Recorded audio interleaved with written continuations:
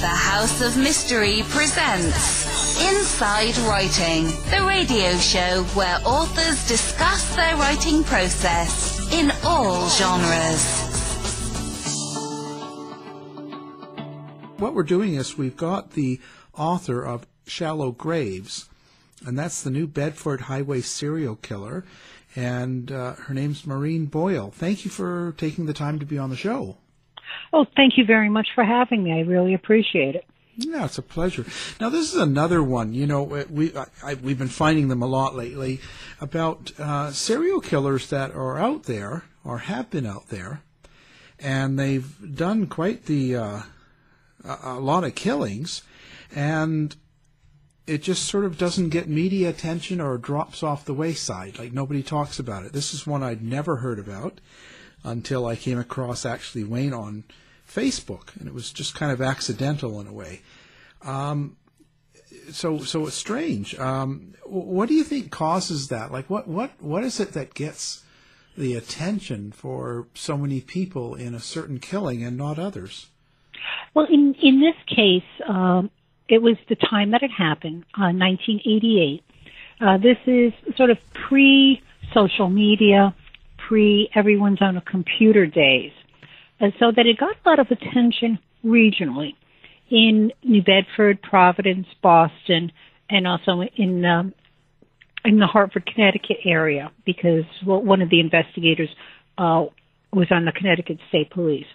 There was some national stories. CBS did a piece on it back in the late 80s, early 90s. But because there wasn't the social media that we have today, that's part of it. And it wasn't, New Bedford was not next to a major city, was not in, if this happened in New York City or Washington, D.C., or Chicago, or even L.A., perhaps it would have been much more attention. And the other thing with this case is by the time investigators realized what was going on, the killings had already stopped. So even when it was a very active investigation, the killer wasn't actively killing that we know of. What happened in this case, as a frame of reference for anyone who just may be tuning in now, in 1988, 11 women went missing in New Bedford. That is a fishing port in southeastern Massachusetts. It's about 45 minutes from Cape Cod, 45 minutes from Providence, and on a good day, about an hour and a half from Boston, given traffic. Yeah. The women went missing between March and September of 1988, and their bodies were found between July of 88 and April of 89. However, investigators did not realize that they had this type of a case until roughly October of 1988. And that was when it really became clear that there was a number of women who had drug problems had gone missing in the city. The women didn't go missing all at once. They weren't reported missing all at once. So there were no alarms sounded early on that there was this type of a case happening. That was one of the investigative hurdles that they had to overcome, that they came to the case late, and by the time they came to the case, it was over, at least in terms of the active killing. So I was going to say, so how were they killed in general? They know that 2 of the women were strangled, and they believe all the women were strangled. When the women were found, they had been out there for quite some time, so their skeletal remains. So it was very difficult to determine cause of death and some other issues. But given the evidence that was found on 2 of the women, they believe that those 2 were strangled, and they believe that all of them they suspect all of the women were strangled. Now, 11 women went missing. Only 9 bodies have been found, and 2 of the women remain missing. So they're out there someplace. Most likely either along one of the highways and they haven't been found, or they were dumped someplace else. And now, if I understand that right, too, the 2 women that were not found both had policemen as relatives. Yes, they did. One of the women, Maryann Cardoza Roberts, she was the daughter of a retired New Bedford police officer, and Christina Montero. Her mother was engaged to a Dartmouth, Massachusetts police officer. Dartmouth is a town right next to New Bedford. So they have not been found yet. Most of the women were found by a search dog out of Connecticut. A guy named Andy Redman, who's now on the West Coast. He is the absolutely premier search and rescue trainer. And at that time, he was working for the Connecticut State Police, and he had what was known as a cadaver dog. It was a dog that was trained to find the dead. And they brought he came in November with his dog, and he found a number of the women, including the first woman to have been identified, and she was identified through just by luck through a fingerprint. Oh. Do you know, so those 2 women not found, how do they determine that it belonged to the New Bedford highway killer? Obviously nothing is absolutely certain. However, based on their victimology, they're both addicted to drugs. They both had, very, very serious drug problems, and they disappeared in that time period. So that's why they believe that they are part of that cluster. Is there any reason that there would be 2 that would be particularly not found? Like, I find that interesting that because obviously whoever was doing the killings, dumping them by the interstate there, they were not scared of the bodies being found. Well, what's interesting is that how the bodies were found. They were dumped right. They were on off the highway, but they were in the brush, so that if you were driving by, you would not have seen the women. You would have to stop and walk into the brush a little bit. The first woman who was found, she was found by a woman who was driving north on Route 140. That's a secondary highway here in Massachusetts. She was driving north, and she had to use a bathroom. So she pulled over to the side of the road and trotted off into the brush, and lo and behold, that's how how the first body was found. The second body was found in a similar manner. 2 men on motorcycles were on Route 195, which is the roadway that goes across from Providence, Rhode Island, to Cape Cod, linking to Cape Cod. And these 2 men pulled over because they needed to use the facilities and trotted into the brush, and lo and behold, they found the second remains. So that's how at least 2 of the women were found.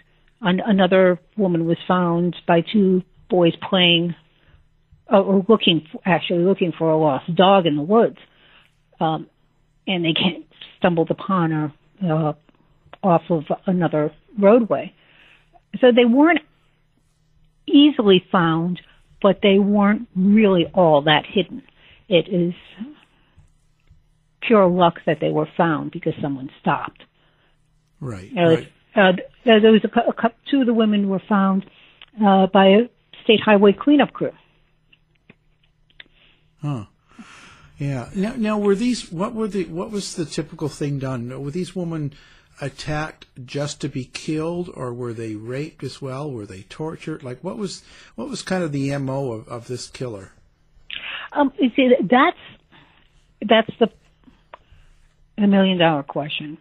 Because they were found weeks, and in most cases months after they were killed, it was really difficult to determine what happened. Were they sexually assaulted? There might be indications in one of the cases that a woman may have been, but that's not positive. They weren't able to positively determine that because of the condition of the bodies. That they were skeletal remains. And so a lot of the forensic evidence would have been washed away or through time, rains, heat, animals, just the elements destroyed some of the evidence that they may have wanted. Right. So there wasn't anything that would. You asked about torture. There wasn't anything that would indicate something like that. Right. So we don't really know what the deal was, like what, other than, of course, they showed up dead, but we don't know if there was more to it. Was there something similar about the ages or the looks or the style of the person? That's a very good question. All the women were relatively petite, which is not unusual if someone is in the throes of a drug addiction, because most addicts are very, very thin. But they were relatively petite, thin. All but one were white.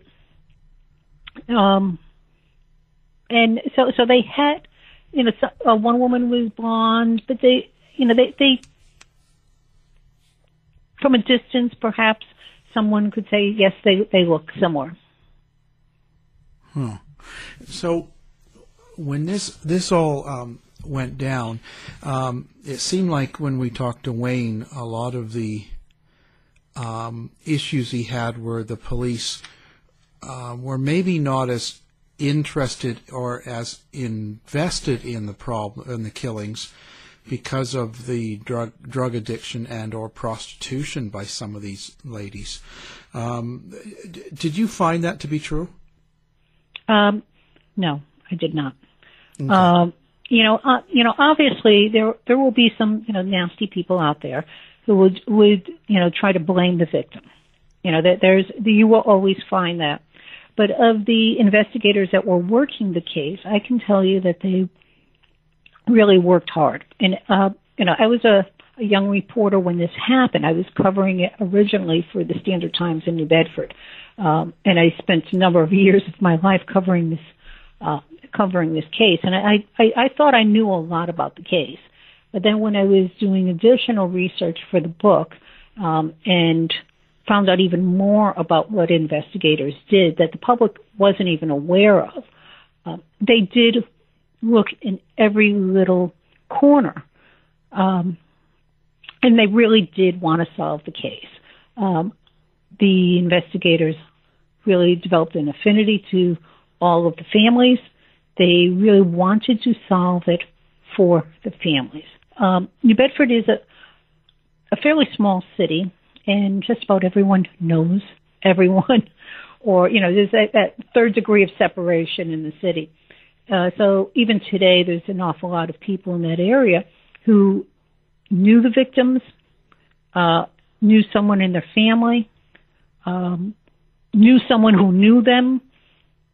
And that's the same with the investigators. A number of the investigators knew different members of some of the families or their relatives. But they really did want to solve the case, and they did work very, very hard.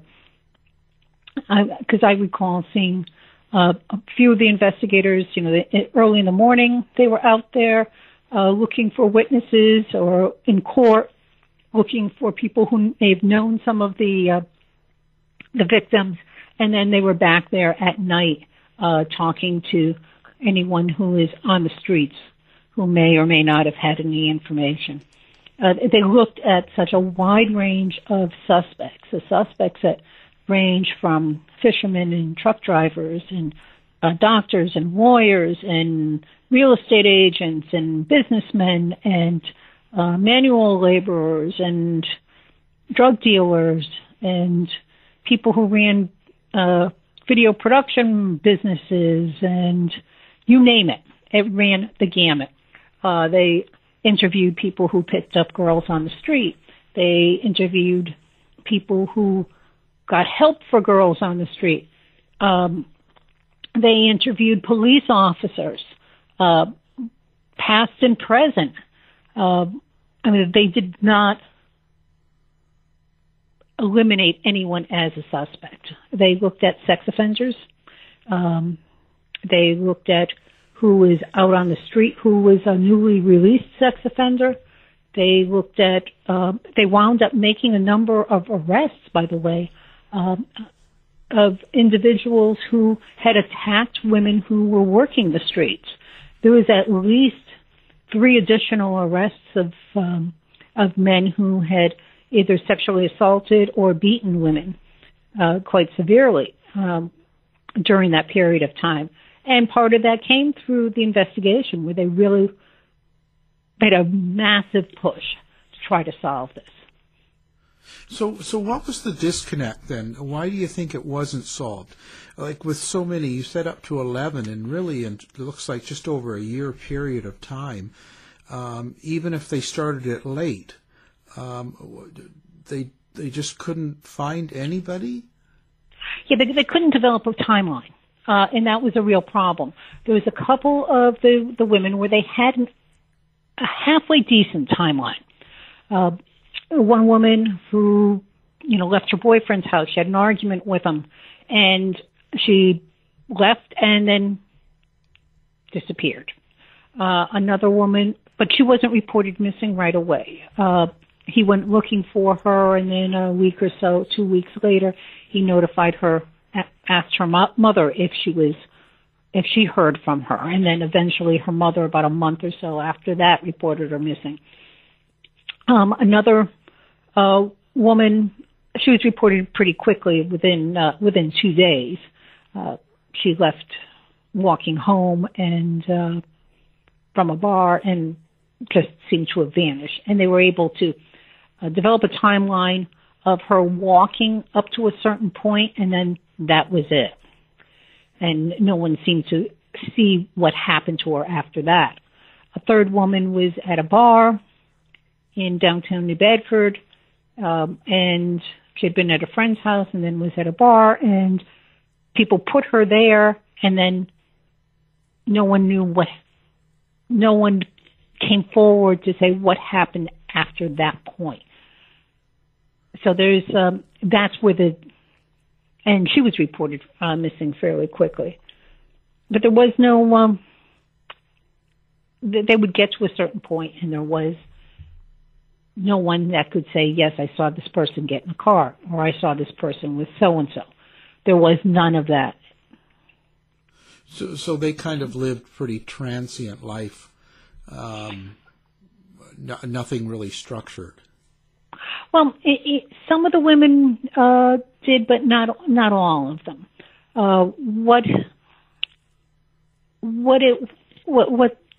It wasn't a situation where you would have, someone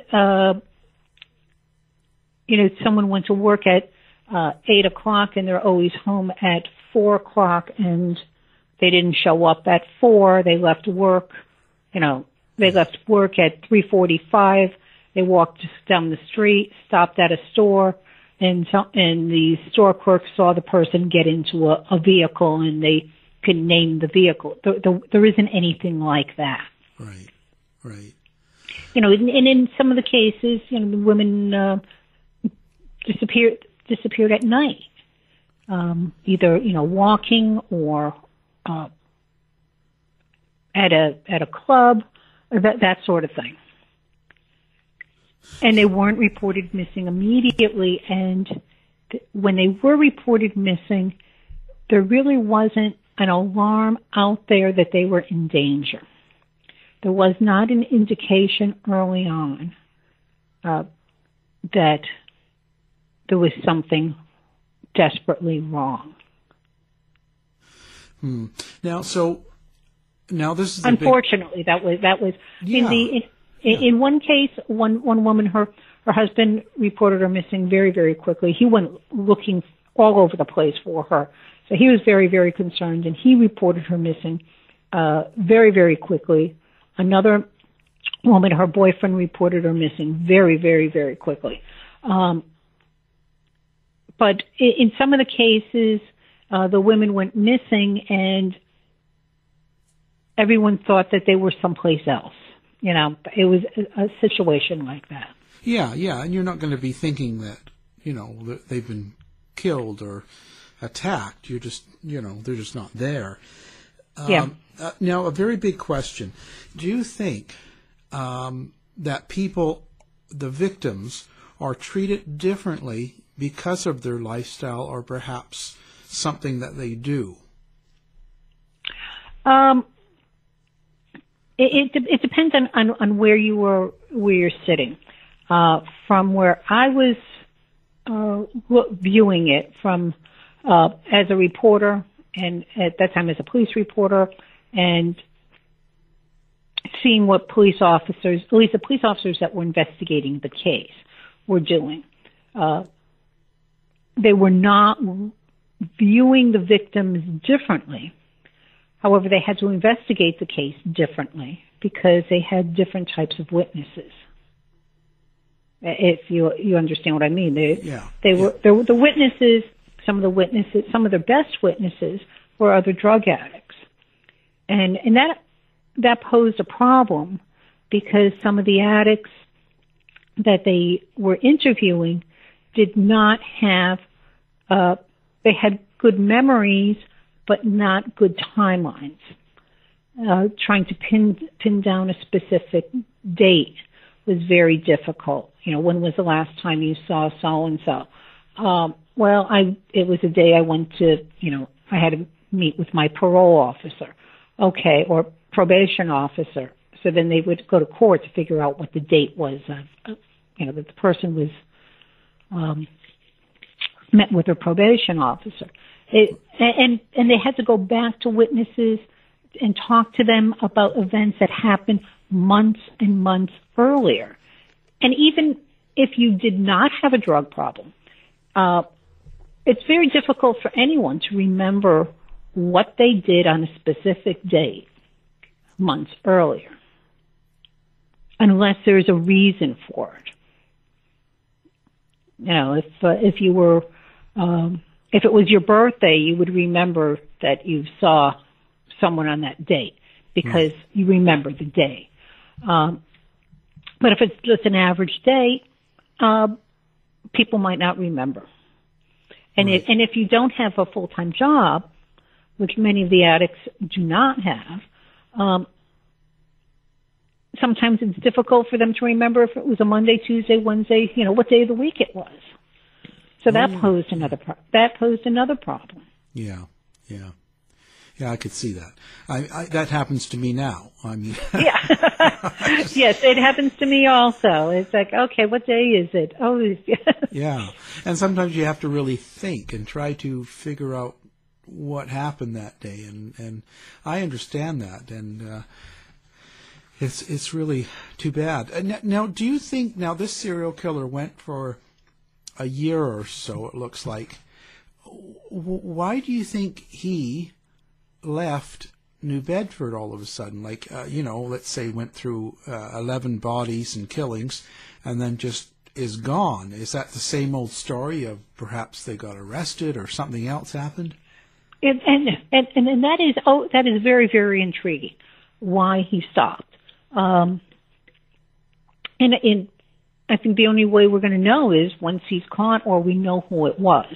The thinking is that 1, he's dead. He died. Right. 2, he went to jail. 3, he moved on someplace else. Or 4, for whatever reason, he just stopped. And sometimes serial killers do stop for a period of time. Even though people always like to think that they continue forever, that doesn't always happen. Sometimes they do stop for, several years. So that could have happened. We just don't know. Do you think that, did you come across any other murders or series of murders in other towns or other areas close by that had the same kind of killing and MO, and that possibly he could have just moved? Well, there had been some killings in Connecticut, Route 8, a few years prior to that. And I know that the police looked at that. They looked at other killings throughout the country. During this period of time, they did, one investigator who flew out to talk to the investigators in the Green River Killings case, to see, okay, what lessons were learned in that case and what could they do differently in the New Bedford case.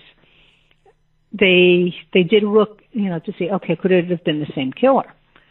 But they didn't believe that, obviously. Right.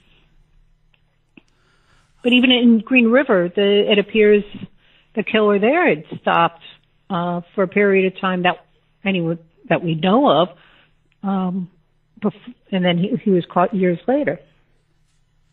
Yeah. I don't think we really know all the ins and outs, but this killer now, at the time, of course, it's 1989, 80, and 88. 88, yeah. 1988.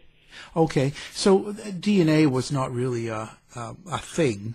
No. Now, did they save kits from the bodies, or clothes, or any sort of material from any of the victims that they had?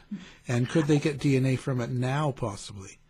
Yeah, they did preserve the evidence, and over the period of years, they did do a series of tests as forensic science. There's been advances in forensic science. And obviously, because it's considered a quote-unquote open case, they're not saying what they have and what they've tested. However, they have done a number of tests, both in private labs, the FBI, and the Massachusetts State Police lab. And everything is still just there. I suspect some of the DNA was not in the best of shape when they collected it, if they had any DNA samples. But, in the future, perhaps they might be able to find something that's usable, if they don't already have something usable. Excuse me. Back in 88, of course, DNA was really just starting to be used in the criminal justice system, both in the court and in law enforcement. And back then, they needed very large samples of DNA for testing, and some of the samples wound up being destroyed in testing. So any samples that they had at that time would have been relatively small. So they would have been very, very careful in what they did, what they used, what they tested, what they didn't test. But they do have an awful lot of things preserved already. Oh, maybe it's possible then. Now, were there any, there were suspects, you said, so were there any that were pretty good suspects, as in you think that that's a good possibility and they just didn't have the evidence or something happened? Were any of the suspects really that you've looked at in your investigation, was there any that still kind of think, well, that might be the guy? Well, there were so many suspects. There really were. They looked at one group of suspects. These were sex offenders who were locked up in what is called the Center for the Sexually Dangerous here in Massachusetts. And that the sex offenders are civilly committed for a day to life once they finish their prison terms, or they can be also serve the prison terms at the center. And at that time in 1988, the center was furloughing some of the offenders. They were releasing them on furloughs anywhere from a few hours a day to number of days unsupervised during the week. In one case, there was one sex offender who left the center on a Sunday night and didn't return until the Friday night. So he would be out all week long. And the thinking at that point was these offenders are going to need to be reintegrated into the community, and they have to learn how to live in the community and not reoffend and that sort of thing. But the bottom line was that the worst of the worst offenders were out there on the streets during that period of time. So some of those offenders could be the killer. They did have two very strong suspects. One individual who was an attorney was indicted in one of the killings. I know the district attorney at that time really liked him for the case. Unfortunately, there was no evidence to convict him, so that when the district attorney who was in charge during the bulk of the investigation, he lost the election, the new district attorney came in, hired a special prosecutor to handle that case.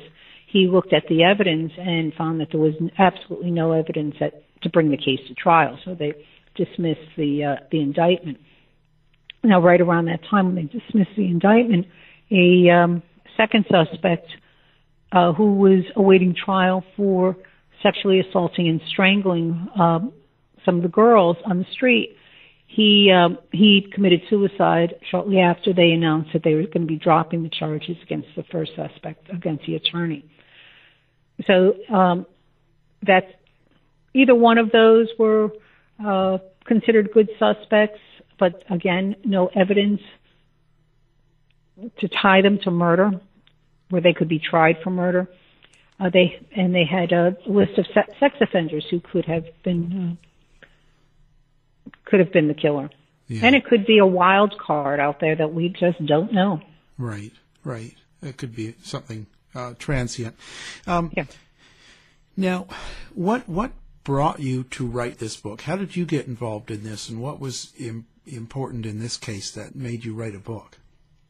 Well, I covered the case back then when I was a reporter at the Standard Times, and I always wanted to write a book on the case, but I was waiting for an ending. I was waiting for the killer to be caught. So I waited and waited and waited and waited, and now it's 30 years later, and the killer still hasn't been caught. And I discovered that there are so many people that don't even remember the case, or they misremember what happened. And I thought it was very, very important to, especially on this 30th anniversary, to renew interest in the case, so that perhaps someone who was may have known something back then, and they were afraid to come forward. This would give them an opportunity, now that their lives have changed, to come forward, feel comfortable coming forward, and providing information. And the other thing is, I just did not want these women forgotten. They deserve justice, and so do their families. Their families have waited 30 years for an answer, and if the killer is dead, I think we all deserve an answer and need to know who it was. And if he can't be tried, there can't be quote unquote justice, at least we have an answer. If he's not, we need to know who he is and bring him to justice. Yeah, for sure. What was the most, like when you actually went and started writing the book, what is it that you learned that was the most surprising about the case? What kind of shocked you that you didn't realize? What was interesting, now this was a very public type of investigation. The district attorney at the time had regular press conferences. There was a quote-unquote secret grand jury where witnesses were coming in, testifying behind closed doors to a grand jury. And the testimony was secret. However, the media was outside the courthouse. the way the courthouse was structured. You could see who was going in, who was coming out. Reporters would descend on the witnesses as they're walking down the steps, and the people were basically outed as to who is appearing before the grand jury, and the grand jurors were saying what they said inside the grand jury room. But what I was able to find out, what I thought was going on in the grand jury, I was able to obtain certain documents, excuse me, that showed that what we thought was going on, while we thought that the grand jury and the district attorney was focusing in and honing in on this one suspect, the testimony in the grand jury and the evidence that they were getting was just much broader, and that they really were looking at so many more people that the public was not aware of. And just the breadth of the investigation really surprised me at how deep it went and how many people were working on it and how many suspects they looked at and how many witnesses they talked with.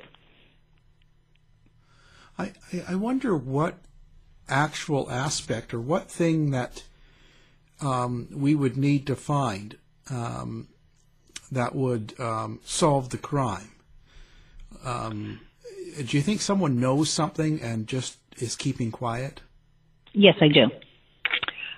I think that someone knows something very concrete. Not that, I think it was this person, or I heard it was that person, or I always suspected it was this person. Because we can all suspect things like that. I mean, during the investigation, a number of people were coming forward saying that, it was their ex-boyfriend who did it or their ex-husband who did it. And that with no real evidence to back it up. But I think that someone does have really concrete information, such as someone saying, I was there when this happened, or I did this. That's what's needed. And that person has got to come forward. Now, so what do you hope to get from the book? Is that sort of why you wrote it? You're hoping that this would help resolve? Yes, it is.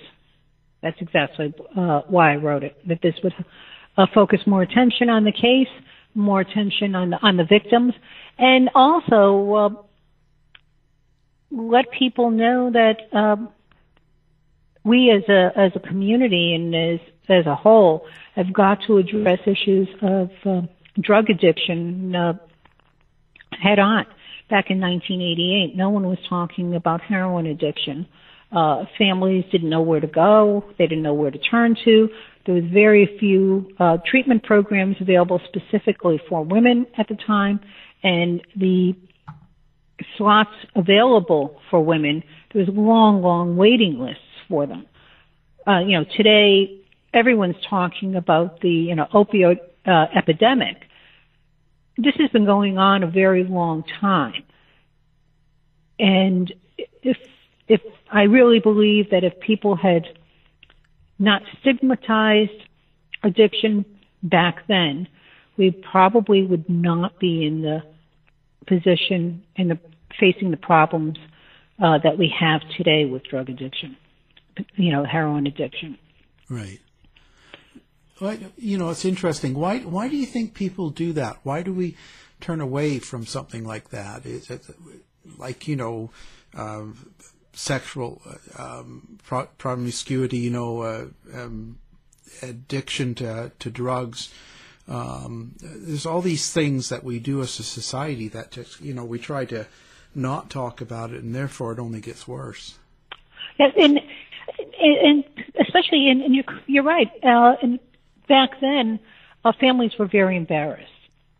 In the 70s and 80s, when a family member was addicted to drugs, no one really talked about it. People would whisper about it. Oh, so-and-so's kid has problems with drugs, without flat out saying they're addicted to heroin and they need help. And families were afraid to admit it also, and ashamed. and they didn't know what to do. It was just not, they had no tools. Today there are so many more tools for families, and there's support groups throughout the country for families.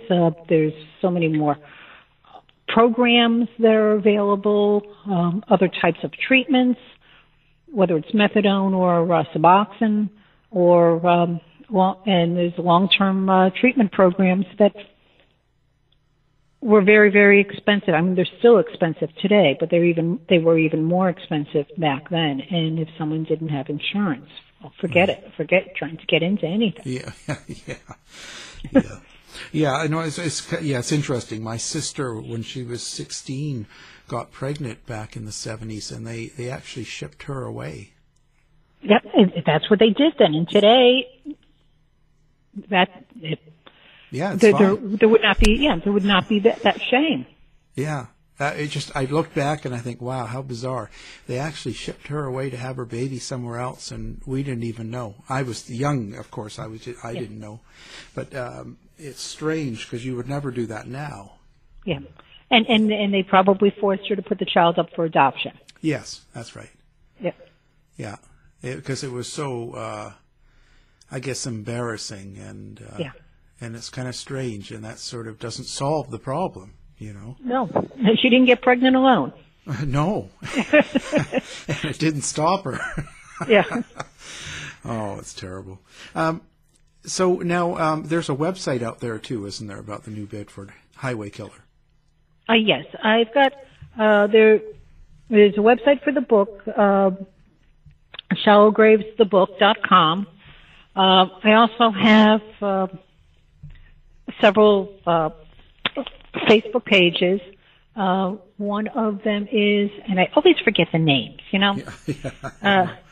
one of them is just Shallow Graves. The other one is Shallow Graves: The Hunt for the Highway Serial Killer. And then I also have a Facebook authors page that people can reach me at.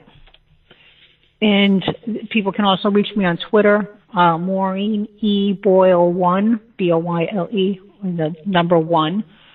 People can message me or just reach out to me through Twitter or through Facebook. Yeah, that's great. Or through the shallowgravesthebook.com. Oh, yeah, of course. Now, do you think it's since the invention of court TV and all that? I sort of asked this. Do you think it's helpful to have all of the trials televised like it is? That is a very good question. It's